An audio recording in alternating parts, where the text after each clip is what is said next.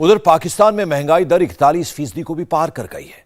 भारत में यही महंगाई दर 6.5% के आसपास है। जरा सोचिए पाकिस्तान के आम लोगों का क्या हाल होगा। आटा, दाल, दूध, सब्जियों जैसी रोजमर्रा की जरूरत की चीजें आम लोगों की पहुंच से दिन ब दिन बाहर होती जा रही हैं। पाकिस्तानियों पर महंगाई का यह आसमान गिराया जा रहा है IMF की शर्तें पूरी करने के नाम पर, लेकिन बदले में मिलने वाले कर्ज का दूर दूर तक कोई पता नहीं है।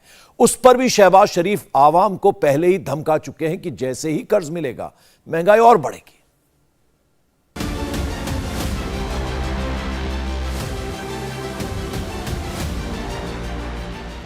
कोई खुदा का खौफ खाओ, हम मजलूमों में क्यों जुल्म किया जा रहा है। अमीर अमीर से अमीर तर हो रहा है, गरीब से गरीब तर हो रहा है। रोटी खाने के लिए हमारे पास नहीं, बच्चों के लिए पढ़ाने के लिए हमारे पास खर्चा नहीं, बच्चों को छोड़ने के लिए हमारे पास खर्चा नहीं। पाकिस्तान में हर आम इंसान इसी तरह आंसू बहा रहा है, लेकिन शहबाज शरीफ तो कह चुके हैं कि महंगाई अभी और बढ़ेगी। IMF के साथ हमारे मामला तय हो जाएंगे और उसके नतीजे में मजीद महंगाई होगी। क्या डूबते पाकिस्तान को IMF का सहारा मिलेगा? भाई दे रहे हैं कि नहीं दे रहे, खेल रहे हैं हमारे जज्बात के साथ। IMF वाले पता नहीं लग रहा क्या कर रहे हैं। ना आ रही है ना जा रही है, खड़ा खड़ा मुस्कुरा रही है। पाकिस्तानी सोच रहे हैं कि काश भारत में पैदा होते तो ये दिन ना देखना पड़ता। यकीन मानो अब दिल पता क्या करता है कि हमें इंडिया में ही पैदा होना चाहिए था। क्यों? हमारे बच्चे तो सुकून में होते यार। एक रोटी की कीमत क्या होती है पाकिस्तान से बेहतर आज इसे कोई नहीं समझता। रोटी के इंतजार में पाकिस्तानी आंसू बहा रहे हैं, लेकिन IMF पिघलने का नाम नहीं ले रहा। IMF की टीम को पाकिस्तान छोड़े 2 हफ्ते हो गए, लेकिन अभी तक पाकिस्तान को फूटी कौड़ी नहीं मिली। IMF आपकी बात क्यों नहीं सुन रहा था? इसीलिए नहीं सुन रहा था ना क्योंकि वो बोल रहा था यार ये तो आधा तीतर आधा बटेर हुकूमत है, कुछ पता नहीं कल रहे ना रहे। मैं नहीं बोल रहा, लोग कह रहे हैं। फिर बड़ी मुश्किल से अभी काबू में आया, ये भी पता नहीं लग रहा कि भाई दे रहे हैं कि नहीं दे रहे, खेल रहे हैं हमारे जज्बात के साथ। IMF वाले पता नहीं लग रहा क्या कर रहे हैं। ना आ रही है ना जा रही है, खड़ा खड़ा मुस्कुरा रही है। आंटी क्रिस्टलिना बोल रही है कि हम आवाम के लिए कर रहे हैं। अब मैं क्या बोलूं यार, अवाम के ऊपर तो बोझ बढ़ रहा है भाईजान। कौन समझाए IMF को? अवाम में ये तासुर ना जाए कि उनके साथ में ऐसी चीज की गई है जो कि गैर इखलाकी है, गैर सियासी है, गैर जमहूरी है। लेकिन हुकूमत से कहूंगा कि अकल के नाखून लें यार, मईशत दबी पड़ी है। ये फिर आप इमरान खान को पकड़ोगे, फिर जेल भरो तहरीक, फिर अलहदा ड्रामा, सोशल मीडिया में पे इदारों के खिलाफ प्रोपेगेंडा। मुल्क का पहले इमेज इतना खराब हुआ पड़ा है। मदद के नाम पर एक धेला नहीं मिल रहा, उल्टे शहबाज सरकार ने गरीबों की जेब फाड़ कर रहे सहे पैसे भी निकाल लिए हैं। पाकिस्तान के गरीब और मध्यम वर्गीय परिवारों के हाल तो पहले ही खराब थे, अब लाहौर के पौश इलाकों में भी खाने के लिए मारपीट शुरू हो गई है। ये देखे मौलवी साहब, खाने रोटी के लिए लड़ाइयाँ हो रही हैं। ये देखे क्या सूरत है। आपका इंटरव्यू ले रहे हैं आप, ये बहुत घटिया कौम है हमारी। कैसे लड़ाई हो? देखो खाने के लिए रोटी के लिए जानी है भाई, ये जो हालत है ठीक है। रोटी के लिए लड़ रहे हैं यार, ये हालात है। ले रहे हैं, इन्हें घर से भी कुछ नहीं मिलता। सही बात है। तो क्या कहना चाहेंगे, पाकिस्तान में ये हालात है, गहमा गहमे के रोटी के लिए लड़ रहे हैं हम। जब पाकिस्तान बना तो हमारे बुजुर्गों ने कुर्बानियाँ दी थी, ये इस मकसद के लिए नहीं दी थी कि ये देखो हम किस तरह की कौम है और किस तरह के हमारे मामलात हैं। ऐसा नहीं होना चाहिए। अभी भी वो बंदे लड़ने के लिए आ रहे हैं। बर्गर की नई शॉप खुली है, उसके पीछे ये हालात है हमारे चल रहे हुए। हर माह हम क्या करते हैं, उधार ले जा रहे हैं, उधार ले, फिर सूद हमारे ऊपर चढ़ता जा रहा है, जिसकी वजह से हमारा मुआशी मामलात आज यहाँ तक आन पहुँचे हैं कि हम डिफ़ॉल्ट होने के करीब पहुँच चुके हैं। हमारे वज़ीर डिफेंस मिनिस्टर ने तो कह दिया डिफ़ॉल्ट हो गए हैं। अगर उनकी जगह कोई और मेरे जैसा या आपके जैसा बंदा कहते तो उन्होंने कहना था कि मुल्क गद्दार है, बकवास करते हैं। डिफेंस मिनिस्टर हो, जितने भी हुक्मरान बैठे हैं, ये ना इनसे ठीक हो सकता है ना ये करना चाहते हैं, दोनों बातें हैं। पाकिस्तान में एक हफ्ते में महंगाई दर 35% से 41.5% के स्तर पर जा चुकी है। एक हफ्ते में दूध की कीमत 200 से 250 रुपए लीटर हो गई। एक हफ्ते में 1 लीटर पेट्रोल 250 से 280 का हो गया। एक हफ्ते में प्याज 350 से 372 का हो गया। एक हफ्ते में चिकन 650 से 800 का हो गया। और शहबाज शरीफ 2 दिन पहले ही अवाम को धमका चुके हैं कि महंगाई अभी और बढ़ेगी। एक नरेंद्र मोदी साहब आई लव यू, और एक वो तैयब उर्दगान साहब, इनको भी आई लव यू। ये 2 लोग मैंने अपनी जिंदगी में ऐसे देखे कि जो अपने लोगों के लिए जीते हैं। जो अपने लोगों के लिए, अपने लोग कौन होते हैं? जो आपकी आवाम है, ऐसे ही है। उसके लिए हम पाकिस्तान में पैदा हुए, प्राउड पाकिस्तानी यार, हम हैं पाकिस्तानी, मैं भी प्राउड पाकिस्तानी। लेकिन यकीन मानो अब दिल पता क्या करता है कि हमें इंडिया में ही पैदा होना चाहिए था। क्यों? हमारे बच्चे तो सुकून में होते यार, हम इंडिया में पैदा होते। हमारे बच्चे जो इधर गाड़ी खरीदते हैं, हम लोग 30 लाख रुपए की, उधर आज भी 12 लाख रुपए की गाड़ी है यार। ठीक हो गया। आज वो दोस्त मेरे अपने मुंह से कहते हैं कि इंडिया बेस्ट। क्यों? कि हमें वो चीजें नजर आ रही थी यार। इन्हें शर्म दिलवाने के लिए ये बातें हो रही हैं सारी, कि आप भी शर्म कर लो यार। और भाई मोदी से नफरत करते हो, उसे सीखो। उसने 8 साल अपने लोगों के साथ क्या किया है? अपने लोगों के लिए जी रहा है, वो अपने लोगों का फायदा कर रहा है। अरे भाई तुम्हारे लंदन में अरबों डॉलर के वो जो आपके वो क्या कहते हैं उसे, फ्लैट हैं, अरबों डॉलर के फ्लैट हैं, उसे डॉलर ही आएगा ना। डॉलर चाहिए पाकिस्तान को, तो मुबे वतन बनो ना यार। उन्हें बेचो, पाकिस्तान के काम आए, लोग आपको याद करें। आपने कब्रों में चले जाना, किसके लिए छोड़ के जाना है? तो वो लूटा हुआ है पाकिस्तान से, वापिस दो। महंगाई तो वाकई में अभी और बढ़ेगी, क्योंकि पाकिस्तान में जो भी थोड़ा बहुत खाने पीने का सामान अफगानिस्तान के रास्ते आ रहा था, वो भी तालिबान ने रोक दिया है।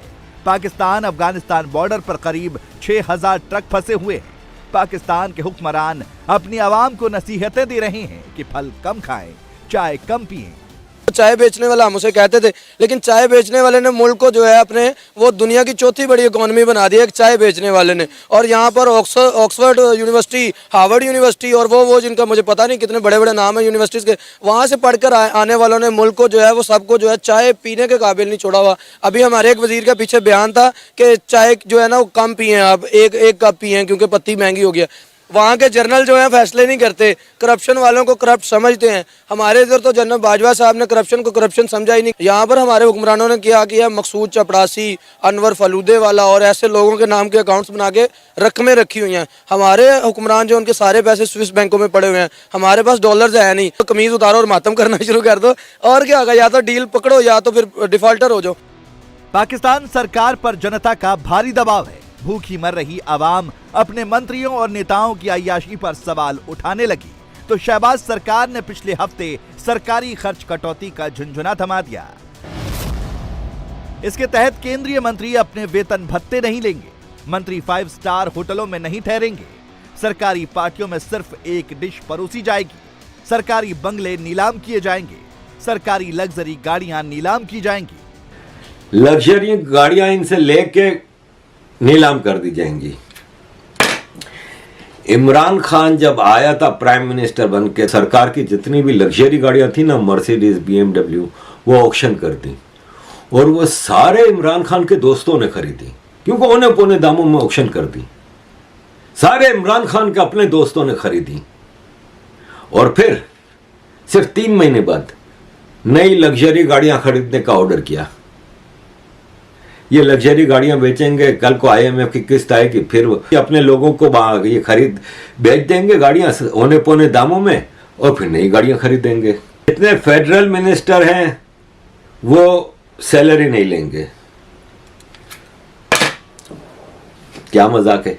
ये महीने के करोड़ों रुपया साइड पे बना रहे हैं, उसको कौन रोकेगा? तनख्वाह से इनको क्या फर्क पड़ना है?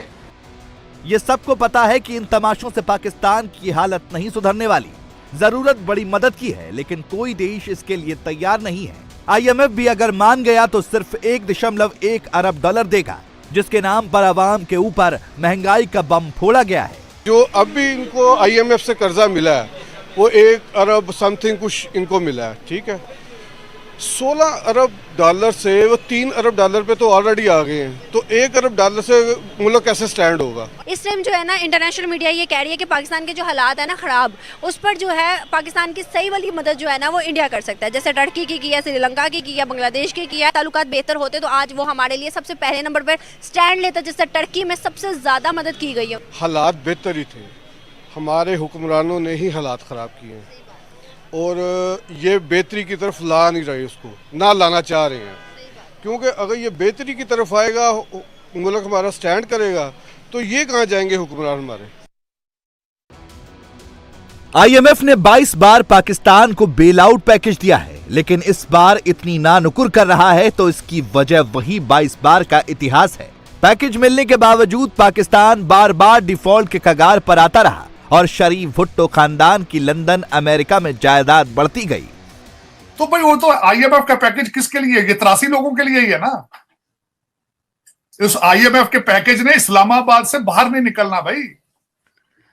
ये IMF वालों को भी पता है, इनको भी पता है। दिन दुगनी रात चौगनी तरक्की कर रहे हैं, वो भी, उनके एसेट्स भी, उनके बच्चों के एसेट्स भी, और एक एक साल में 3-3 दफा अपने वो इनकम टैक्स के गोशवारे तब्दील कर रहे हैं दिन दिहाड़े। कोई डर नहीं है, कोई खौफ नहीं है। मैं हैरान हूं यार, पता नहीं दुनिया में ऐसे मुल्क हैं। मैं समझता था कि आप तो अफगानिस्तान और कांगो वगैरह के नंबर काट गए। पाकिस्तान में 75 सालों से मची इस लूट का ही नतीजा है कि पाकिस्तान पर 130 अरब डॉलर से ज्यादा कर्ज है।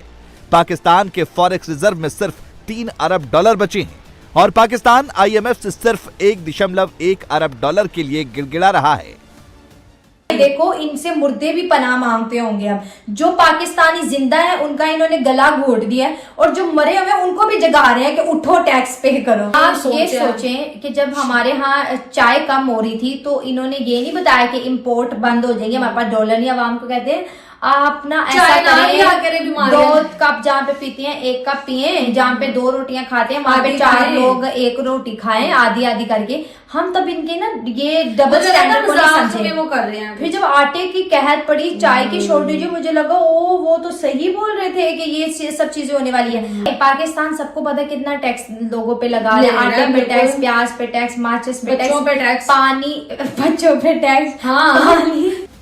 टर्की और सीरिया में भूकंप आया तो भारत की ओर से दी गई मदद अभी तक पूरी दुनिया में सुर्खियां बनी हुई है। ये देखकर शहबाज शरीफ खुद टर्की दौड़ पड़े। इस्लामिक भाईचारा जताने के लिए और देने के लिए कुछ था नहीं तो वही सामान वापस लौटाए जो टर्की ने बाढ़ राहत के लिए पाकिस्तान भेजा था। जरूरी नहीं है कि इंडिया का हमारे साथ कोई क्लैश है तो तुर्की वाले भी क्लैश ही रखे। तो उनकी ऑब्वियसली उन्होंने अगर मदद की है तो बदले में उनको थैंक्स तो हर कोई करता है। ये तो एटिकेट की बात है कि आपको ऐसे रिस्पॉन्स देना चाहिए, तो अच्छी बात है। आपको पता है कि तुर्की के लोग अपने घरों की छतों पर चढ़कर इंडिया का झंडा लहरा रहे हैं, और ये एक बहुत बड़ी बात है। बहुत बड़ी बात है वाकई में। किसी और कंट्री का फ्लैग आप लगाएं, लेकिन ये भी तो देखें ना कि किसी और कंट्री ने आपकी कंट्री की कितना ज़्यादा हेल्प किया हर चीज़ में, कि आपकी मतलब एक तरह से इतना बड़ा नुकसान हुआ है। कितने ज़्यादा लोग, वैसे हमें पता है कि हमारे मुल्क की कंडीशन इस वक्त ये है कि हमारे लोगों को हमारी ज़्यादा ज़रूरत है। हमारे लोगों को हमारी कंट्री की, हमारी गवर्नमेंट की, हमारी स्टेट की ज़्यादा ज़रूरत है बनिस्बत ये कि हम किसी और की जाके हेल्प कर सकें, क्योंकि हम खुद गिरे हुए हैं। जो लोग खुद उस कंडीशन में है वो किसी और की हेल्प करके उसको मेरे ख्याल से नुकसान ही पहुंचा सकते, फायदा कोई नहीं दे सकते। बर्बादी के इस मुकाम पर पहुंचे पाकिस्तान की सियासत का हाल भी देख लीजिए। इसी हफ्ते इमरान खान जेल जाने से बचे, गिरफ्तारी की नौबत आ गई, तब जाकर कोर्ट में पेश हुए और आखिरकार जमानत मिल गई। खुद तो जेल नहीं गए लेकिन अपने समर्थकों को जेल भरने का हुक्म सुना दिया। आप जेल भरो तहरीक की फिल्म शुरू कर दी, पहले 9 महीने में 12 तमाशे और आप एक 13वां तमाशा शुरू कर दिए। जहां खबर आती है कि कोई दोस्त मुल्क हमारी मदद करना चाहता है, वहां ये तमाशा और नौटंकी लगा देता है। कभी लॉन्ग मार्च का ऐलान कर देता है, कभी जेल भरो तहरीक का। क्यों जाएं जेल भरो तहरीक में लोग? और एक और बात में, ये जेल भरो तहरीक का जो तमाशा और ड्रामा है ना, 1.25 करोड़ की आबादी है लाहौर की, 200 लोग गिरफ्तार हो रहे हैं। भाई क्यों गिरफ्तार हो रहे हैं? सवाल इमरान खान से पूछा जा रहा है चोरी का। जो माशी तबाही, नौजवान की बेरोजगारी, अवाम को महंगाई की चक्की में पीसना, तमाम खारजा पॉलिसी, कश्मीर का सौदा, दोस्त ममालिक को नाराज करना, कोई ऐसा शोबा नहीं है जिसका खमियाजा पाकिस्तान या पाकिस्तान की अवाम ने ना उसका सामना किया। इसी हफ्ते इमरान खान के शागिर्द और पूर्व कैबिनेट मंत्री को जेल से रिहाई मिली। शेख रशीद के जेल जाने की वजह आसिफ अली जरदारी थे। रशीद का भुट्टो परिवार से पुराना झगड़ा भी है, लिहाजा वो बार बार जरदारी के बेटे और पाकिस्तान के विदेश मंत्री बिलावल भुट्टो को बिल्लो रानी बोलकर अपनी खींच उतार रहे हैं। मैं आसिफ जरदारी और बिल्लो रानी को खराज तहसीन पेश करता हूं, और बाकी बिल्लो रानी के साथ मैं अख मटक्का करता रहूंगा। बिल्लो रानी के साथ मैं अख मटक्का करता रहूंगा, बेशक रेल में रहूं, जेल में रहूं, दरिया में जाऊं, समुद्र में रहूं। बिल्लो रानी तुझे मैं ले उड़ूंगा, बिल्लो रानी तुझे मैं ले उड़ूंगा। उधर मरियम नवाज ने पाकिस्तानियों के सामने नया इमोशनल कार्ड खेला है। एक टीवी चैनल के इंटरव्यू में मरियम ने अपने जेल के दिनों का जिक्र करते हुए क्या शिगुफा छोड़ा, खुद सुनिए। दोनों दफ़ा जब मैं जेल में गई तो कहर की गर्मी थी, 50 डिग्रीज टेम्परेचर था उस सेल में जिस सेल में मैं थी। और एक चारपाई थी मेरे पास, तो मैंने उनको कहा कि मैंने कोई फन, और आपको पता है चारपाई पे बहुत अच्छी नींद आती है, डबल बेड से ज़्यादा अच्छी नींद मुझे चारपाई पे आई। आप यकीन करें, मैं झूठ नहीं कह रही, बहुत अच्छी नींद आती थी। मेरे पास इस्त्री नहीं थी। और आपको पता है कि मेरे कोट लखपत जेल की मैं बात कर रही हूँ, मेरे कपड़े कैसे हम इस्त्री करते थे। वो जो फ्राइंग पैन था, एक चूल्हा था मेरे पास, उस फ्राइंग पैन को चूल्हे पे रख के गर्म करके तो मैं अपने कपड़े इस्त्री किया करती थी। मुझे नहीं पता था कि ये हो सकता है, तो ये मैंने किया है। ना मैं अवाम के सामने कभी रोई, ना मैं कभी अपने जेल के सेल के अंदर सॉलिटरी कन्फाइनमेंट में मैं कभी रोई। इंडिया टीवी हर वक्त हर जगह डाउनलोड करने के लिए सर्च करें India TV news Google play store या ऐप स्टोर पर।